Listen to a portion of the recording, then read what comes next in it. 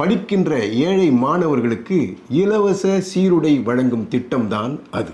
பிரதமரை சந்தித்து அந்த கோரிக்கை மனுவை அளிக்கிறார்.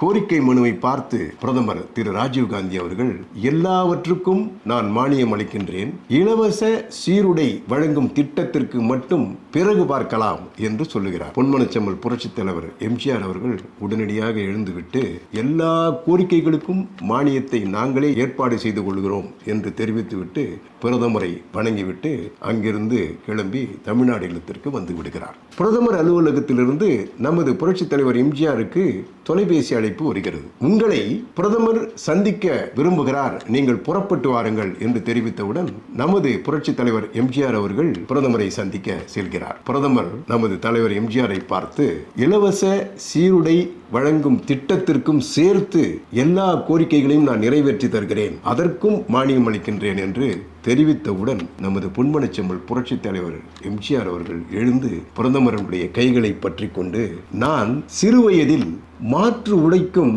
ஒருவேளை சோற்றுக்கும் பட்ட கஷ்டங்களை எனக்கு வாக்களித்து என்னை முதல்வராக்கிய தமிழக மக்களினுடைய குழந்தைகள் அனுபவிக்க கூடாது என்கின்ற எண்ணத்தினால்தான் உங்களிடம் இந்த கோரிக்கை வைக்கின்றேன். நீங்கள் இதை நிறைவேற்றியதற்கு மிக்க நன்றி.